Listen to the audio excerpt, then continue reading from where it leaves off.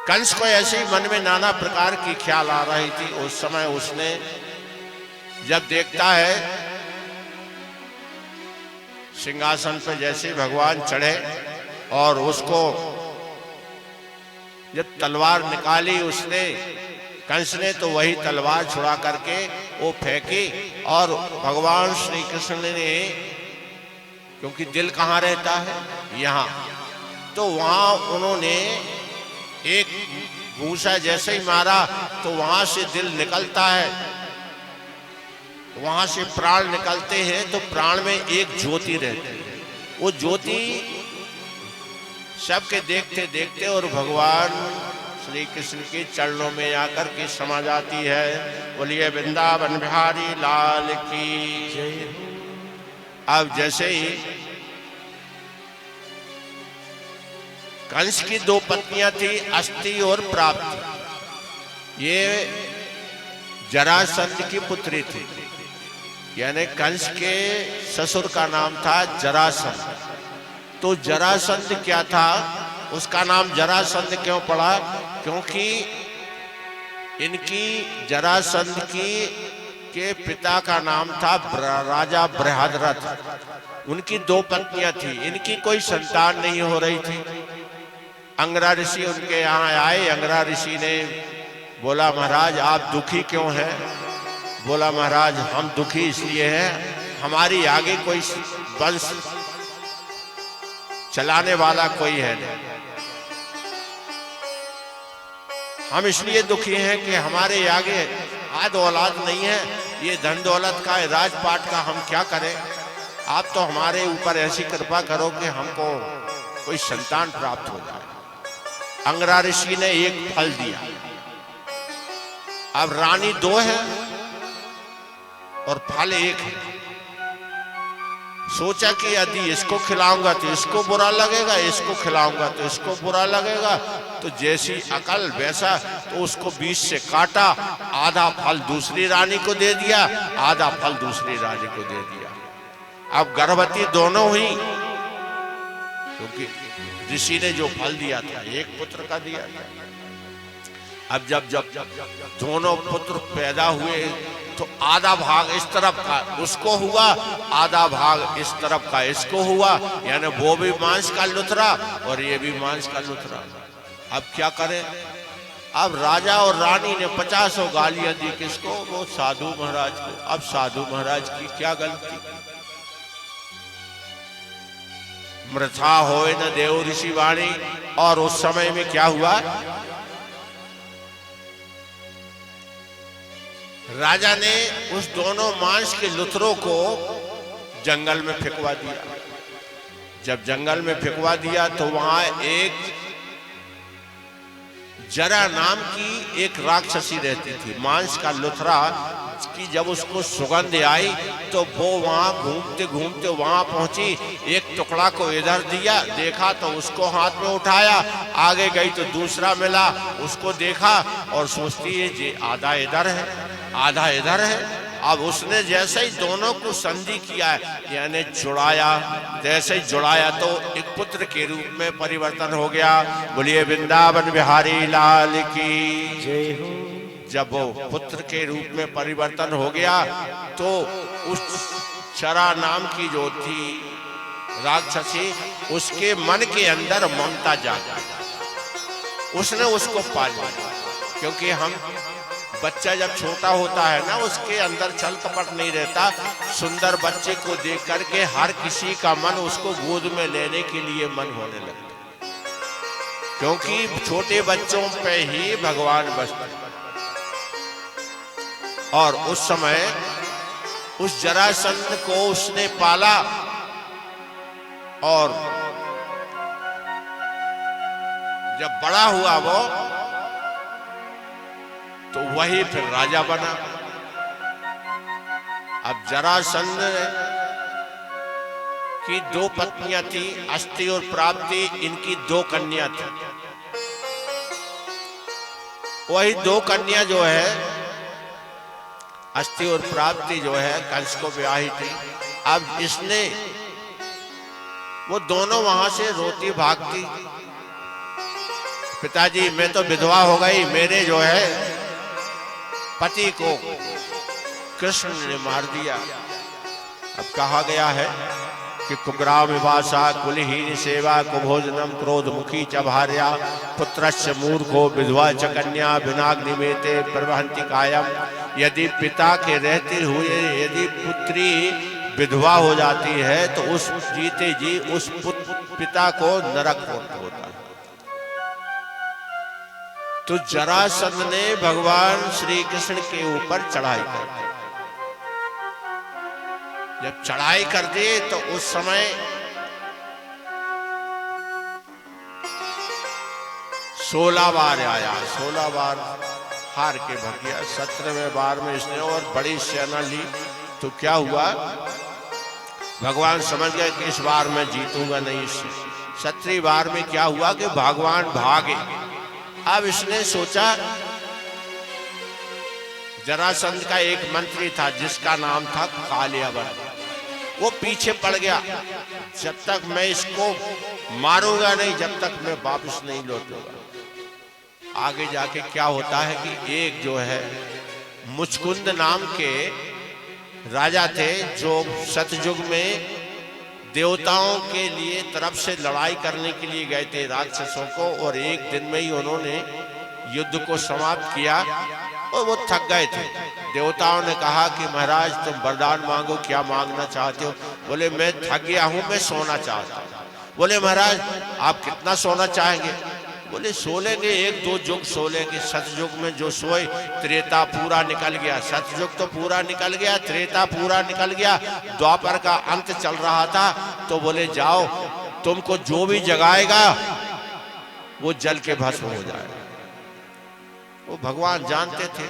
वहां गए और अपनी पीतांबरी उस मुचकुंद के आगे वहां पर ऐसे लहराई और पीछे जाके खड़े हो गए। और यह कालियावन ने सोचा ये किसने यहाँ छुपा है, जाकर के उसी मुचकुंद को एक लात मारी तो वो जाग गए। और जैसे ही जागे और जैसे ही आंख खोल के देखा तो सामने ये खड़ा था। कालियावन जल के समाप्त हो गया। बोलिए वृंदावन बिहारी लाल की जय हो। सबसे पहले इसके बाद में भगवान सबसे पहले कहाँ जाते हैं? अपने माता पिता के यहाँ नहीं गए, सबसे पहले गए उग्रसेन के पास।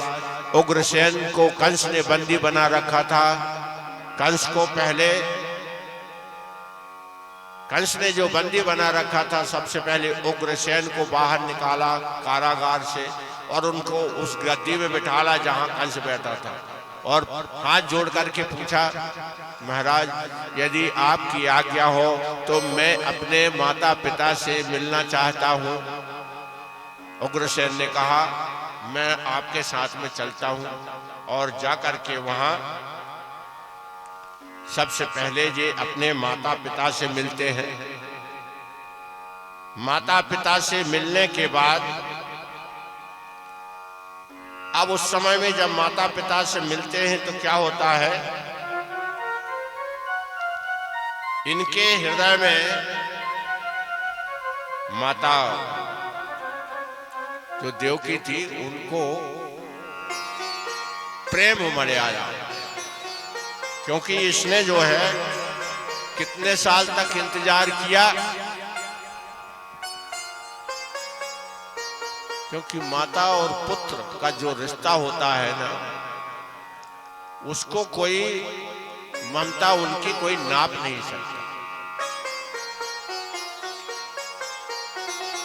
सामने खड़े हुए कृष्ण बोले माता, क्योंकि एक बार क्या हुआ, एक आदमी अमेरिका से पढ़ के आया, नौकरी बहुत सारा पैसा लेकर के। उसने कहीं सुन रखा था कि माता पिता के माँ के ऋण से कोई चुका नहीं सकता। अब उसने सोचा माँ के ऋण को मैं चुकाऊंगा। घर आया, माँ से कहता है माँ तू बता तुझे क्या चाहिए, मैं तेरे ऋण को चुकाना चाहता हूं। अब पुत्र क्या देगा माँ को? माँ को तो केवल पुत्र का प्रेम चाहिए। नहीं नहीं तू बता। अच्छा बोले ठीक है, अगर तू देना चाहता है तो एक काम कर, तो आज रात मेरे साथ में एक रात सो जा, एक ही बिस्तर में। बोले ठीक है। अब जब सोया तो थोड़ी देर के बाद बोलती है माँ। माँ कहती बेटा मुझे प्यास लगी है, एक गिलास पानी ला दे।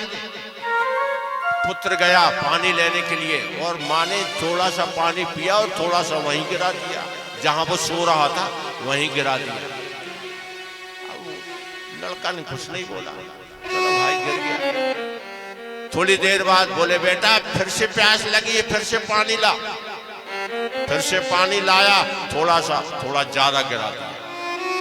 तीसरी बार फिर गिराया, लड़का खड़ा हो गया। ए माँ तो ये बता कि जहां मैं सोता हूं तो वहीं पानी गिरा रही है, अब मैं सोऊंगा कहां? तो बोले बेटा जब तू इतना सा था तो रात भर सूसू करता था और मैं गीले में सोती थी और तुझे सूखे में सुलाती थी।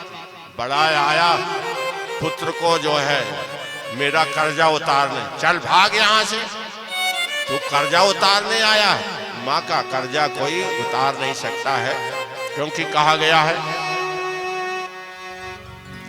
माँ बाप से बढ़कर जग में कोई दूजा नहीं खजाना। जिसने तुझे जन्म दिया रे दिल उसका नहीं दुखाना। जिसने तुझे जन्म दिया रे दिल उसका नहीं दुखाना। माँ बाप से बढ़कर जग में कोई दूजा नहीं खजाना। जिसने तुझे जन्म दिया रे दिल उसका नहीं दुखाना। माँ बाप से बढ़कर जग में कोई दूजा नहीं खजाना। जिसने तुझे जन्म दिया रे दिल उसका नहीं दुखाना। पहले तेरी माँ ने तुझको 9 महीने पेट में धोया। तेरी माँ ने तुझको 9 महीने पेट में धोया। आंचल का दूध पिलाया जब जब बंदे को रोया। वो आंचल का दूध पिलाया जब जब बच्चे तू रोया। बड़ा कर्ज है तुझ पर माँ का, बड़ा कर्ज है तुझ पर माँ का। तेरा धर्म है कर्ज चुकाना। जिसने तुझे जन्म दिया रे दिल उसका नहीं दुखाना। जिसने तुझे जन्म दिया रे दिल उसका नहीं दुखाना।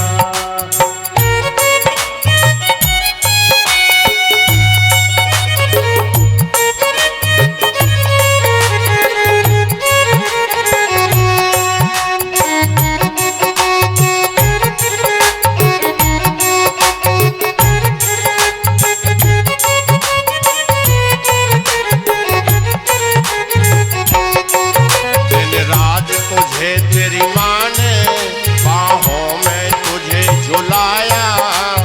रात तुझे तेरी माँ ने बाहों में तुझे झुलाया। गीले में खुद भी सोए, सूखे में तुझे सुलाया। गीले में खुद ही सोई सूखे में तुझे सुलाया। तू कोई भी दुख देकर, तू कोई भी दुख देकर ना दिल उसका कभी दुखाना। जिसने तुझे जन्म दिया रे दिल उसका नहीं दुखाना। जिसने तुझे जन्म दिया रे दिल उसका नहीं दुखाना।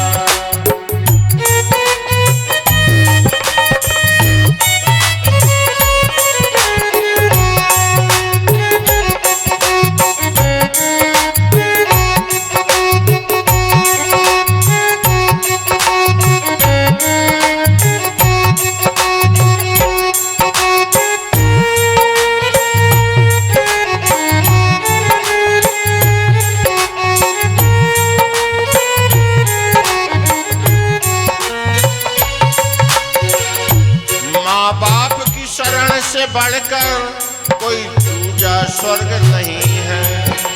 माँ बाप की शरण से बढ़कर कोई स्वर्ग नहीं है दूजा। सब छोड़ के तीरथ बंदे कर ले माँ बाप की पूजा।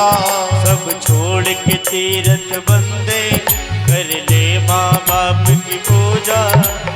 इस जन्म मरण से तुझको हर पल है मुक्ति पाना। जिसने तुझे जन्म दिया रे दिल उसका नहीं दुखाना। जिसने तुझे जन्म दिया रे दिल उसका नहीं दुखाना। क्योंकि कहा गया है कि माँ की जबान कभी खाली नहीं जाती है। माँ ने जो कह दिया उसको भगवान से भी टाली नहीं जाती।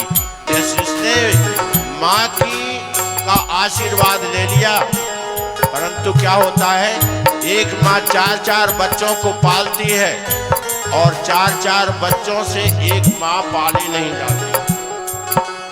माँ ने मर्दों को बनाया, क्या निराली शान है। और जिस नर ने माँ को ना पहचाना तो उसकी क्या पहचान है। इसलिए जिसने माँ बाप को पा लिया है, उनका आशीर्वाद उसको भगवान भी उसका कोई कुछ नहीं बिगाड़ सकता।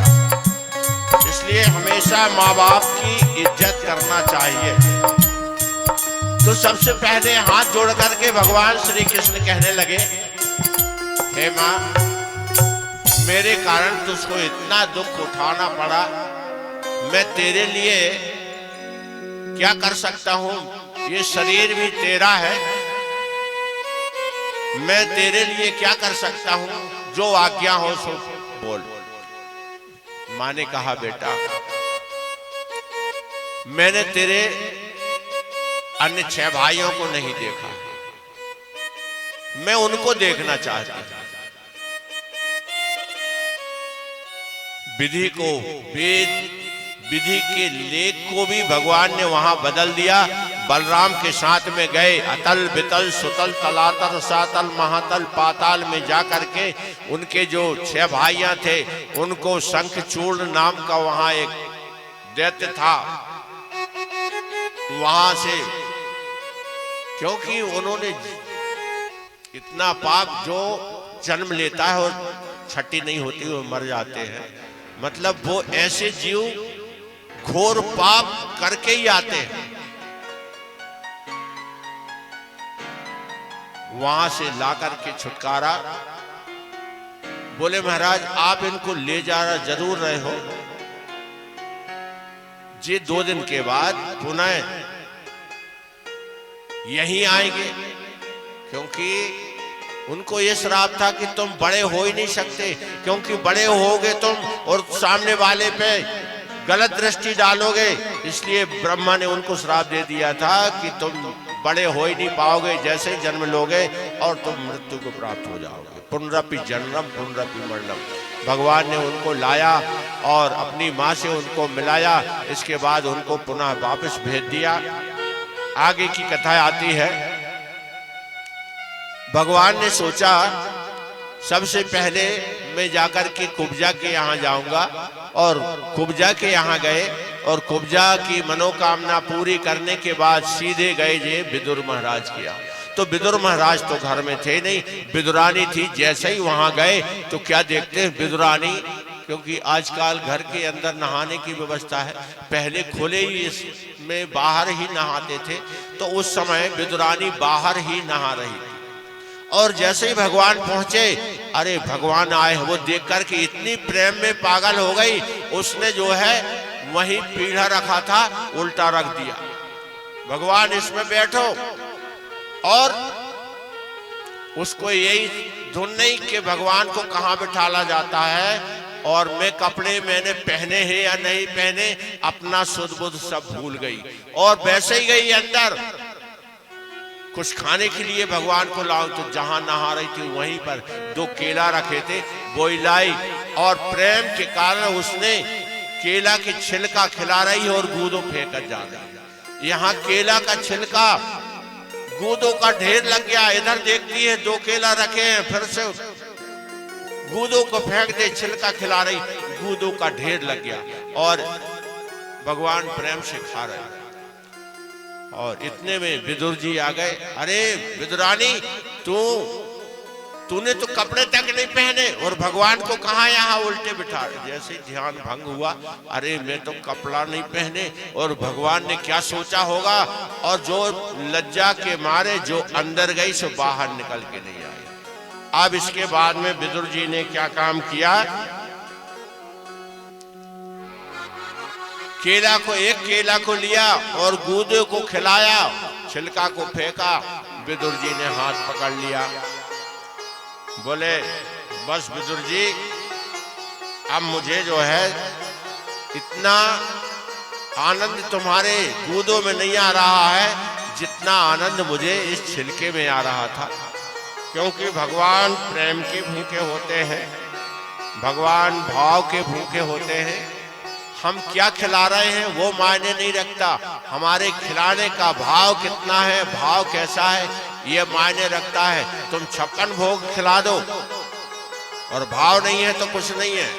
और यदि तुमने ये कुछ भी नहीं खिलाया, अरे भगवान कहते हैं तू मुझे कुछ मत खिला, तू मेरी शरण में केवल आ भर जा। एक बार भगवान शंकर भगवान के यहाँ एक चोर गया, सोचा वहां कुछ चोरी करने के लिए मिल जाए, तो कुछ चोरी करने के लिए तो मिला नहीं। तो उसने सोचा जो ऊपर घंटा टंगा था, सोचे इसी को चुरा लो। अब वो घंटा को पा नहीं सकता था, तो पिंडी के ऊपर चढ़ गया। ये के बाद भी छुओ भर पाए, पिंडी के ऊपर चढ़ गया। शंकर जी ने सोचा ऐसे भक्त तो मैंने देखा नहीं, जो सभी भक्त तो कुछ पान फूल चढ़ाते हैं, ये तो मेरे ऊपर खुद ही चढ़ गया। भगवान प्रकट हो गए। अब भगवान कहते हैं वरदान मांगो, क्या मांगना है। अब चोर की बुद्धि कितनी रहती है। अब चोर क्या कहता है, थोड़ी मदद कर दो ये घंटा छुड़वाने में।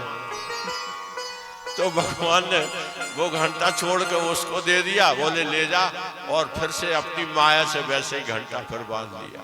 तो चोरों की बुद्धि इतनी रहती है, क्योंकि ये शरीर हमको जो मिला है ना, जो जीवन जो मिला है वो ऐसे नहीं मिला है। 84 लाख योनि भोग करके यह जीवन हमको मिला है, इसलिए कहा गया है।